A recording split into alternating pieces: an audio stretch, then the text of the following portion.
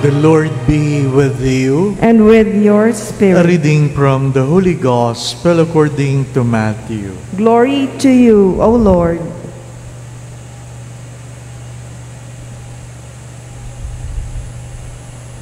The mother of the sons of Zebedee approached Jesus with her sons and did him homage, wishing to ask him for something. He said to her, "What do you wish?" She answered him, "Command that these two sons of mine sit, one at your right and the other at your left, in your kingdom." Jesus said in reply, "You do not know what you are asking. Can you drink the chalice that I am going to drink?" They said to him, "We can." He replied, "My chalice you will indeed drink, but to sit at my right and at my left, this is not mine to give, but is for those for whom it has been prepared by my Father."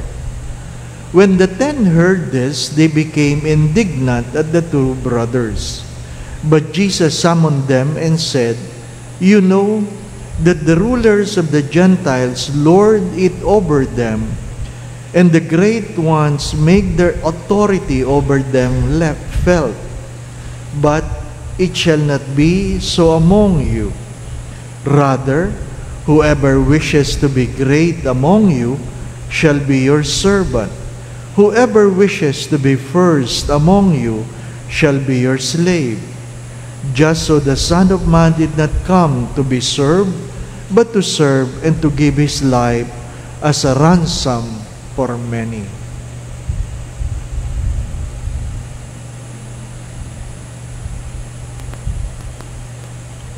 The Gospel of the Lord. Praise to you, Lord Jesus Christ.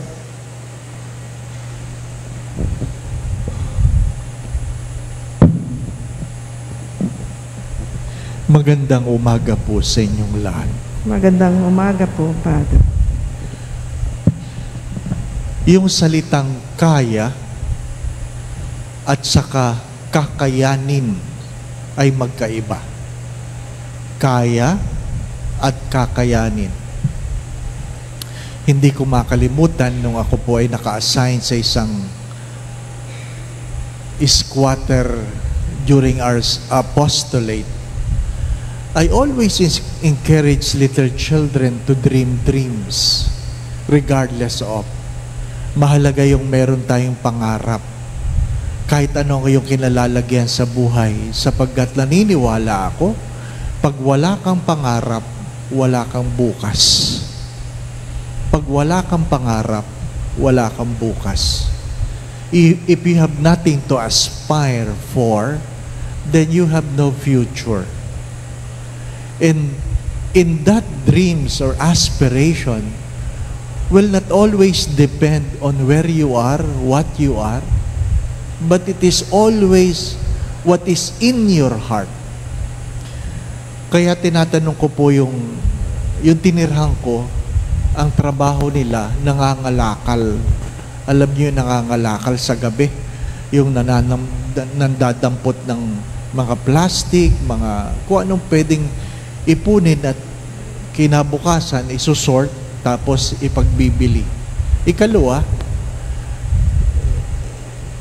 nangongolekta sila ng mga tira-tira na pagkain sa restaurant.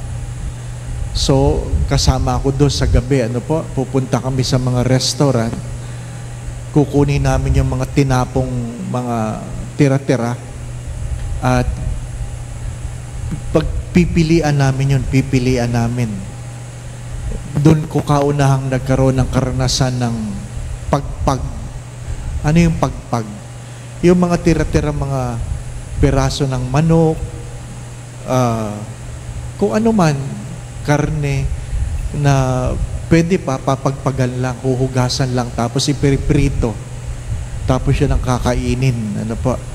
Minsan pinagbibili sa umaga, pagpag, yung pinagpilian, lulutuin yon at ginagawang pinagbibili na kaning baboy. Kaning baboy. Ganun ang buhay. Ganun ang buhay. Ano po? Isang semester ako doon. Tinatanong ko yung bata, sabi ko, anong gusto mo paglaki?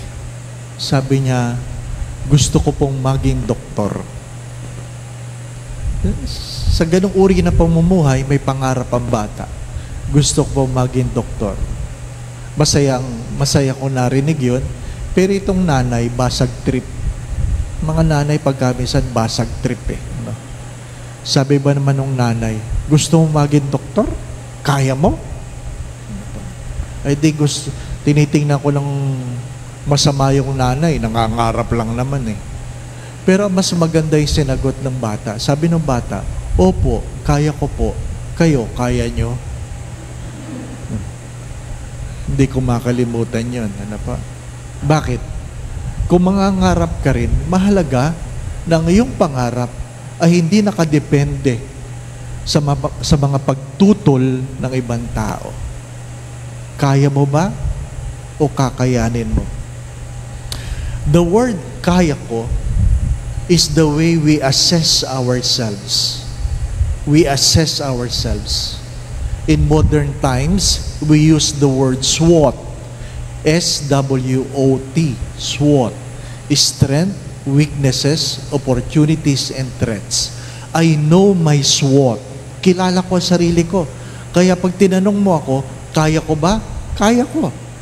Kung hindi ko kaya, sasabihin ko sa'yo, hindi ko kaya. Kaya mo ba? Pero yung pag sinabi mong, kakayanin ko po, not only knowing who I am, but I have the decision to make it become. Pwedeng kaya mo, pero pag naghirap, baka hindi mo kayanin. Because not all people who have the strength have the courage to persevere. You have to understand that.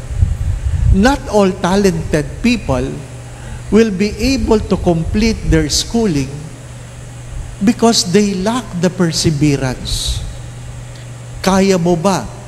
Kakayanin mo ba? Yun ang tanong ng Diyos sa magkapatid. Ang nanay ang naninikluhod, ang nanay ang may pangarap. Pwede po bang itong aking mga anak umupo sa iyong kanan at kaliwa? Ang tanong ni Jesus, kaya mo ba? That's the question. Kaya mo ba? Ang sagot ng dalawa, kakayanin namin. We can. We can. My dear friends, my brothers and sisters, please take note of that. The first reading says, perplex but not down. Ano ibig sabihin? Naghirap pero hindi bumigay. Naghirap pero hindi bumigay. Kasi may mga tao na maayos naman, kaya lang sabi ko nga, hindi nakakatapos, hindi naabot ang pangarap kasi bumibigay sa hirap. You have to understand that every vocation entails three things: purity of heart, capacity to become, capacity to remain. Malinis ang puso, nanliligaw siya, kaya ba niya? Kaya po. Kakayanin ba niya? Ay siya po magdidesisyon. We may have the capacity to become, but the big importance or the more important question is, do you have the capacity to remain? Kaya kong mag-asawa, pero kaya mo bang manatiling may asawa? The same question with people who wanted to become priests. I always say, ask them. Pagkamisan malungkot, naiinis ako kasi ang tatanda na, mag-a-apply sa seminaryo, kasama pa ang nanay. Kaya tinatanong ko yun, sino may bokasyon dito? Nanay mo o ikaw? Di ba? Mahirap yung aakyat ng ligaw. Aba, kasama pa ang nanay. Sino bang pakakasalan ko? Nanay mo o ikaw? Di ba? Package deal naman tayo eh. Di po ba? Ano? Kaya nga pinapakilala mo ang pamilya mo eh. Kasi pag ako'y pinakasalan mo, ito ay bahagi ng pamilya ko. Package deal. Kaya ang tanong, kaya mo ba? Kaya mo bang manatili? My dear friends, the grace we would like to ask today is that to simply aspire for, but to remain. To really, not really simply to aspire for, to become, but the capacity to remain. Amen. Perhaps you have learned about repossessed cars.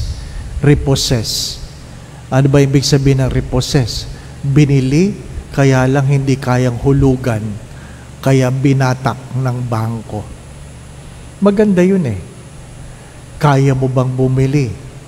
Opo, may pambili. Pero hindi mo na itanong, kaya mo bang hulugan? My dear friends, my brothers and sisters, magkaiba yung kaya ko sa kakayanin ko. The kakayanin entails a decision from within. As I have said this last Sunday, we call it grit, G-R-I-T, the courage to persevere. Sharing. Sorry, dagdag ko lang. Do you know that this year, or starting last year, we have 120 applicants or 120 people desired to apply in the seminary. 120. Mataas yun. Average namin 77. 120. In the 120, 60 lang ang nag-apply. Can you imagine? Kalahati lang. 60. Ang kumuha ng exam, less than 60. Ang nakapasa, mga 38. Ang nakapasa sa interview, sa unang screening, 28. 28. Nakapasa doon sa third screening, 18. Nakapasa sa psycho exam, 8. Ang pumasok, 7. After 2 months, 5 na lang. What I'm trying to say, hindi lahat ng magaling, hindi lahat ng matalino, magsabi kayo, ang natitira, yung merong kakayahang magsabing, kaya ko, kakayanin ko. You must also look at this in your married life. Marami nagpakasal, marami na naghiwalay. Bakit? Kayang mag-asawa, hindi kaya ang buhay may asawa. Again, my brothers and sisters, kaya mo ba? Kakayanin mo ba? I hope kakayanin natin. The Lord be with you. And with your spirit. And may Almighty God bless you and your family, the Father, the Son, and the Holy Spirit. Amen. We go in peace to love and serve the Lord. Thanks be to God.